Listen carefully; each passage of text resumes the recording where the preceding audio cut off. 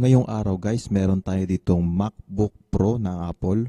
So ang pinaka problema nito guys, nakikita ninyo yung left side is may linya and minsan na po nagpuputi-puti na yung screen nito, minsan totally black daw ayon kay user.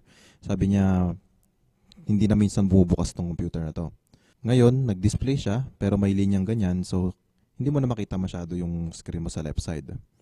So kung meron man kayong ganitong problema, may issue kayo na ganito, ang solution natin dito is magpapalit po tayo ng LCD ng MacBook Pro. So once again guys, you're watching Chris Random Tech. So bisita lang po kayo sa ating YouTube channel, punta po kayo sa playlist. Nag-upload po tayo ng iba't ibang content, gaya po ng pag-aayos ng mga domestic appliances. So meron tayong playlist dito. Yung nagre-repair po tayo ng mga washing machine, ng mga camera, TV at iba pa. Then meron din po tayong playlist for laptop and desktop repair. So nandito po lahat yan. So meron po tayo sa cellphones. Nandiyan makikita niyo lahat. Mga tablet, iPads. So lahat po ng mobile makikita po niyo dito sa ating playlist na to.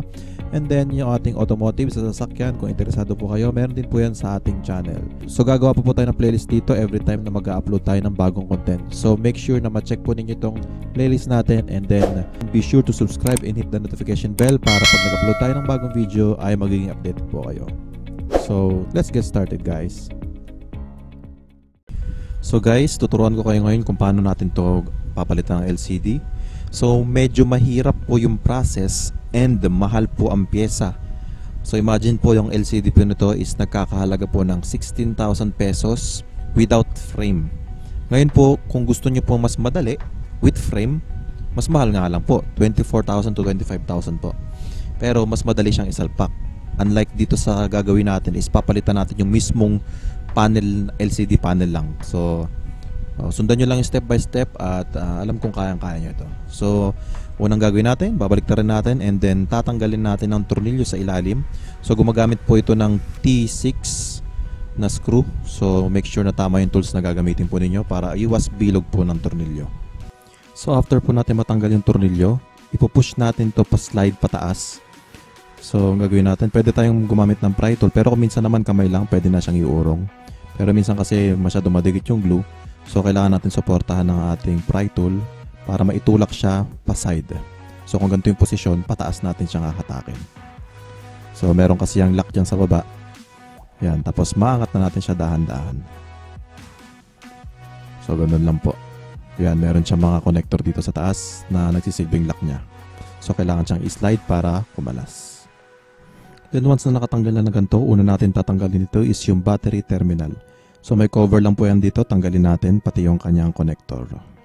So para safe yung ating paggawa na walang anumang power supply na magpa-power sa board. So safe tayo sa mga shortage. Tanggalin din natin yung ating tornilyo sa baba ng hinge, yung tig-tatlo po yan sa bawat side. Then guys, tatanggalin natin lahat ng makikita natin tornilyo po dito sa may baba. So, basta tandaan lang natin kung saan natin siya ibabalik. Kasi po meron dito mga tornilyo na maliliit, merong mahaba. So, dapat maibalik nyo siya sa kanyang designated place. Kasi pag nagkamali kayo, pwedeng ma-damage po yung mga ibang pyesa na nasa ilalim niya. So, make sure na tatandaan nyo lang yan. Huwag nyo masyadong pagsamasamayan yung tornilyo, i-separate nyo na lang siya. Para mas madali natin siya may babalik.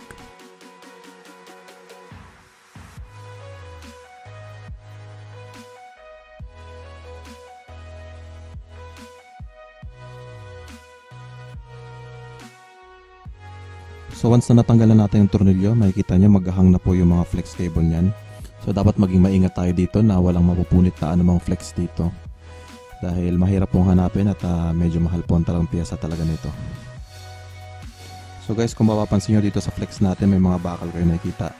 May mga iba kasing part ng flex dito na nakadikit sa mismong plate or frame. So dapat talaga maingat kasi konting mali mo lang talaga dyan napupunit yan. And then meron pa tayo dito guys na isang flex cable na nakarolyo, tapos meron siyang spring.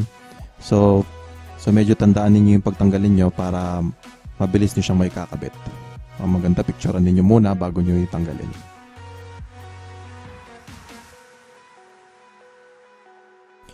So pag natanggal na natin yung ating center flex, so yung hinge po sa kaliwat kanan, iaangat po natin muna ng bahagya yan. Para pag inangat natin tong frame ay hindi siya magiging sagabal. So angatin natin ng ganito. At medyo gamitin natin yung thumb natin na may forward siya para tuluyang matanggal yung mismong LCD sa ating board. So dahan-dahan lang po tayo dito. At ayan po, ganito na po ang itsura niya pag natanggal na natin siya. So ngayon naman na nakahiwalay na itong ating LCD, tatabi na muna natin ating board. Then dito tayo ngayon magpo-focus kasi tatanggalin po mismo natin itong panel, paghihiwalayin po natin siya sa may backlight. So ito yung medyo mahirap din na part. So ingatan nyo rin itong flex sa baba kasi nandito rin yung flex ng ating backlight. So dapat maingat ang process na gagawin natin dito. So ang una natin gagawin dito sa ating screen ay tatanggalin natin yung mga rubber sa kilid ng ating panel. So may kita nyo dyan sa baba, susungkitin lang natin ang ating tweezer and then all the way iikutin natin to. So ito medyo may kalumaan na kasi yung LCD kaya marurupok na po yung kanyang goma kaya nagpuputol-putol na. Usually pag hinugot mo yan dapat tuloy-tuloy yan eh. So since ito nagbabasag-basag na yung goma niya, putol-putol na nung tinatanggal ko siya.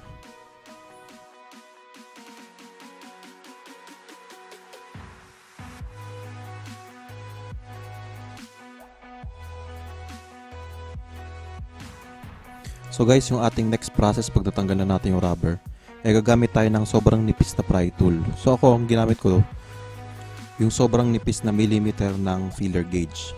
So tinanggal ko yon at yun ang ginamit ko dito na pang tanggal kasi sobrang nipis lang niya. So dulong-dulo lang kasi po ang tatanggalin natin dito. Pwede natin to guys gamitan ng konting hot air or ng thinner o ng lighter fluid para lumambot yung glue ng pagtatanggal natin. So pwede naman din tayong gumamit ng baraha pero dapat sobrang gilid lang na kasi medyo makapal pa po yung baraha eh. So ito lang yung nakita ko na medyo matibay na manipis na pwedeng magtanggal sa mga gilid nito. So dito sa ilalim baraha ng ginamit ko kasi ano lang naman to, plate lang naman to. So plastic plate lang yan. So tatanggalin mo lang yan ng diretso kasi nakaglue lang yan. So yun, matatanggal na natin siya ng ganito. Remember guys, pag mga glue tinatanggal natin, pwede tayong gumamit ng thinner or lighter fluid. Pero mas maganda na yung lighter fluid kasi mas mabilis matuyo. Kasi usually pumapasok siya sa ating backlight. So kaya dapat yung mabilis matuyo ang gagamitin natin para hayaan lang natin siya mag-dry. So ang sunod, tatanggalin natin lahat ng tornilyo na nandito sa frame na to. So tanggalin lang muna natin lahat. Then once na matanggal na, hugutin na natin tong plate na to. So gamitin lang natin ang tweezer para may angat natin. So dahan-dahan lang po. Yan. So tanggal na po. Ito yung flex tapos meron siyang spring. So ingatan din natin yan. So ituloy na natin yung process natin kanina sa pagtatanggal ng ating panel. So tsaga-tsaga lang.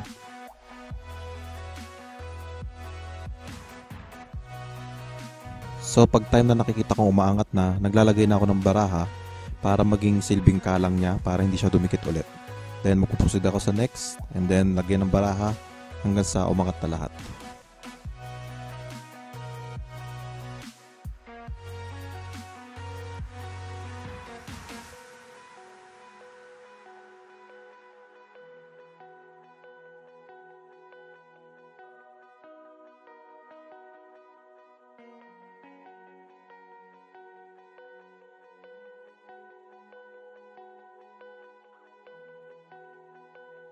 So once natanggal na natin lahat ng glue, flex naman ang ingatan natin, huhugutin na natin dahan-dahan yung panel.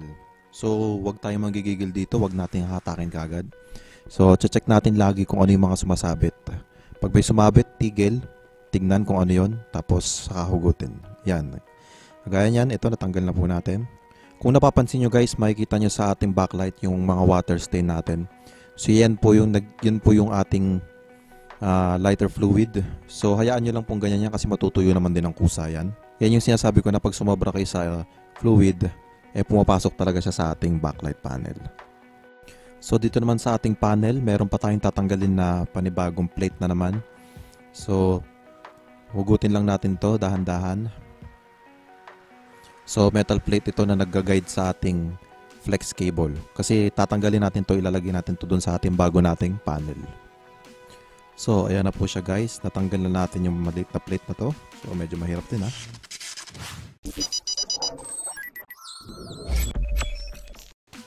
Ngayon guys, pupunta naman tayo sa assembly. So, ito na yung ating backlight. So, natuyo na po yung basa niya kanina. So, ipe-prepare na natin siya para isalpak ang ating bagong LCD panel. So guys, ito na po yung ating bagong LCD panel. So hanggat maaari guys, magsuot tayo ng gloves dito kasi sensitive po ito sa fingerprint. So dapat naka-gloves tayo para hindi bumabakat yung fingerprint sa ating panel. So balik rin natin ganyan. And then kung naaalala nyo yung plate na tinanggal natin kanina, itong bakal na mahaba. So ibabalik lang din natin siya dito sa ating bagong panel kasi hindi po kasama yung pag binili natin to. So hindi naman kasi set to dahil mahal nga yung set. So kung set nga ang binili natin, walang problema dahil isang salpakan na lang. So itong plate na to, lalagyan natin to ng double-sided tape and then make sure na may align natin to na maayos kung paano natin to tinanggal. Yan, kailangan saktong-sakto siya para hindi tayo magkaproblema pag ina-assemble na natin yung ating screen. Once na perfectly aligned na, so dito na tayo sa ating backlight. So sa backlight, meron tayo ditong flex cable sa baba. Ima-masking tape muna natin to pansamantala, lalagay natin sa dulo para hindi siya magiging sagabal pag sinasalpak natin yung ating panel. So magpa-partial check muna tayo bago natin i-permanent na idikit itong mismong LCD panel natin. So isasalpak muna natin itong ating flex cable para matesting natin kung okay at gumagana yung ating LCD panel bago natin didikit ng permanente. So mahirap kasi kung dinikit na natin tapos sabay sablay pala yung LCD. So mahirap na naman ulit magtanggal. So tetest lang natin, pa-power on natin. Pag nakita nating sumindi na at okay naman, 100 pixel, hindi nagfi-flicker. And then, okay na yun. Puproceed na tayo sa pagdidikit ng permanente. So, tanggalin natin siya ulit.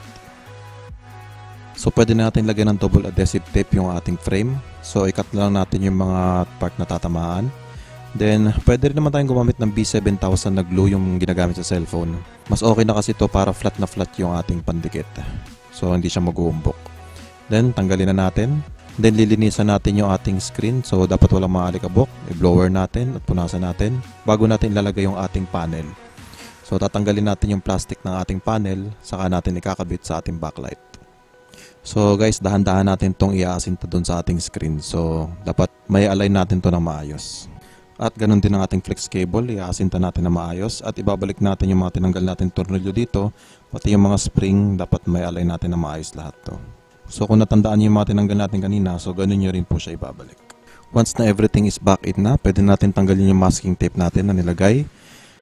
Then ibabalik na natin yung ating rubber gasket sa buong gilid ng frame.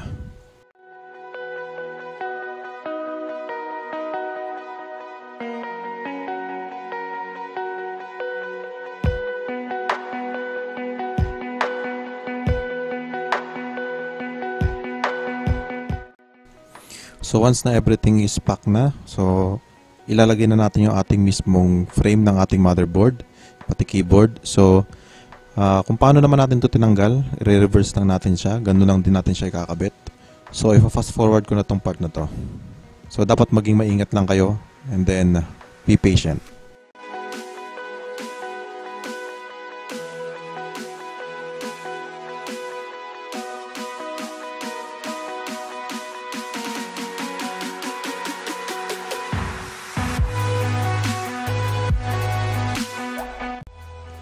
Then guys, once na connected na siya lahat, pati yung ating wifi cable, connected na lahat, mga flex cable, lahat, pati tornilyo.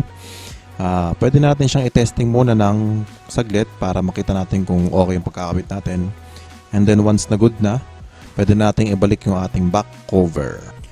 So guys, ito na siya. Ito na ang ating newly repaired laptop. So hindi po siya madali guys, pero kailangan lang po ng tiyaga. So inabot ako dito ng 6 hours sa total disassembly and assembly. So, tiyaga lang and makukuha naman din natin kung paano. So, working na siya ulit. So, sana guys may natutunan kayo sa ating video na ito at nagbigay sa inyo ng idea kung paano ba pinapalit ang LCD nitong MacBook Pro. So guys, bago tayo magtapos, mega shoutout muna tayo sa YouTube channel ni Christine Herminia.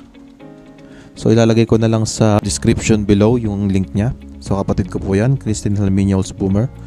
So, nandito po yung mga vlogs, travel vlogs namin sa Germany. At may mga pranks din po sila dito na pampa-good vibes. So, bisita po kayo dito at marami po kayo matututunan din sa kanya. And then, hit the notification bell pagka-subscribe nyo. And then, sa aking pinsan na si Annabel Luisa. So, subscribe din po kayo sa channel niya. Nagpa-prank war po sila ng kapatid ko.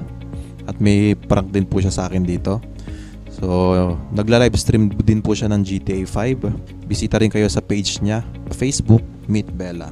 Then, sa gumawa ng ating animation, si Chamination. Yan. Sa mga cute na animation na ginagawa nila, shoutout din sa kanya. At bisita rin po kayo sa channel niya, and then hit the subscribe and then click that notification bell. So, ganda rin po yan. So sana guys, nag-enjoy kayo, and hope to see you guys in our next video. Don't forget to subscribe kung bago ka lang sa ating channel, and then hit nun din yung notification bell na yan para update ka sa susunod kong upload. Maraming salamat guys, thank you and God bless.